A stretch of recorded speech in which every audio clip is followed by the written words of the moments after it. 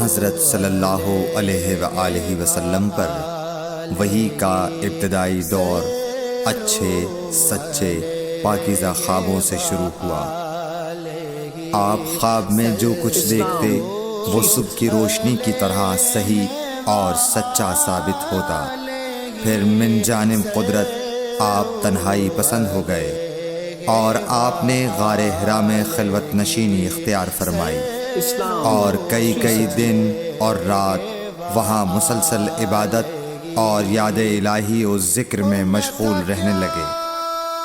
جب تک گھر آنے کو دل نہ چاہتا توشہ ہمراہ لیے ہوئے وہاں رہتے۔ توشہ ختم ہونے پر ہی اہلیہ محترمہ حضرت خدیجہ رضی اللہ تعالی عنہا کے پاس تشریف لاتے اور کچھ توشہ ہمراہ لے کر پھر وہاں جا کر خلوت گزین ہو جاتے۔ یہی طریقہ جاری رہا یہاں تک کہ آپ پر حق منکشف ہو گیا اور آپ غار حرا ہی میں قیام پذیر تھے کہ اچانک حضرت جبرائیل علیہ السلام آپ کے پاس حاضر ہوئے اور کہنے لگے کہ اے محمد پڑھو۔ آپ فرماتے ہیں کہ میں نے کہا کہ میں پڑھنا نہیں جانتا۔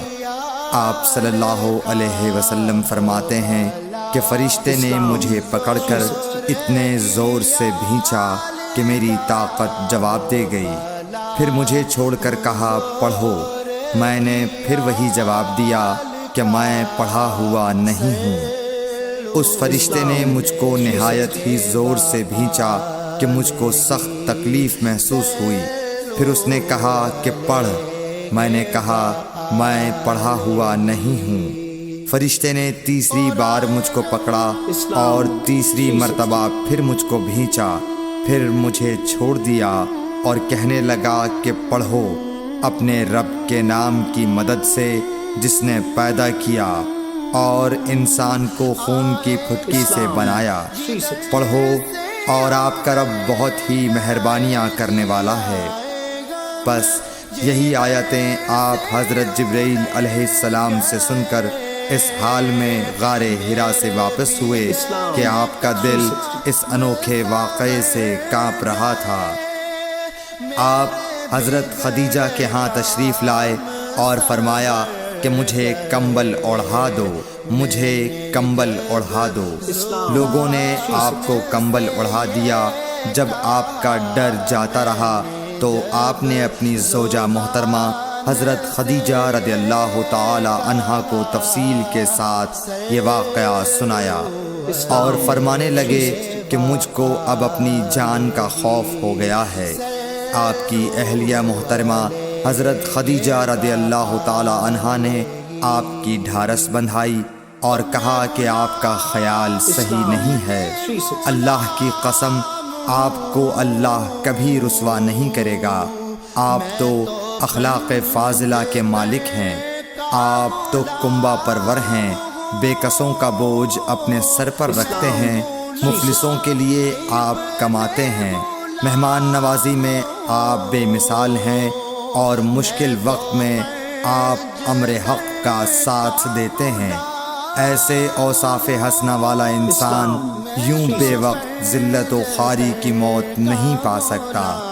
پھر مزید تسلی کے لیے حضرت خدیجہ رضی اللہ تعالی عنہا آپ کو ورقہ بن نوفل کے پاس لے گئیں جو ان کے چچا زاد بھائی تھے اور زمانہ جاہلیت میں نصرانی مذہب اختیار کر چکے تھے اور عبرانی زبان کے کاتب تھے۔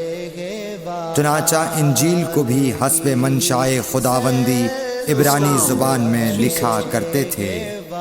انجیل سریانی زبان میں نازل ہوئی تھی، پھر اس کا ترجمہ عبرانی زبان میں ہوا۔ ورقہ اسی کو لکھتے تھے۔ وہ بہت بوڑھے ہو گئے تھے، یہاں تک کہ ان کی بینائی بھی رخصت ہو چکی تھی۔ حضرت خدیجہ رضی اللہ تعالی عنہا نے ان کے سامنے آپ کے حالات بیان کیے اور کہا کہ اے چچا زاد بھائی، اپنے بھتیجے محمد صلی اللہ علیہ وسلم کی زبانی ذرا ان کی کیفیت سن لیجئے۔ وہ بولے کہ بھتیجے آپ نے جو کچھ دیکھا ہے اس کی تفصیل سناؤ۔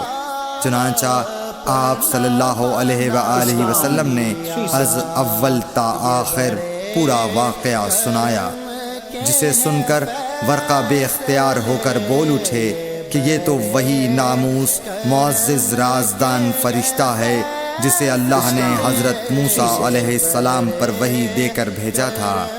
کاش میں آپ کے اس عہد نبوت کے شروع ہونے پر جوان عمر ہوتا، کاش میں اس وقت تک زندہ رہتا جب کہ آپ کی قوم آپ کو اس شہر سے نکال دے گی۔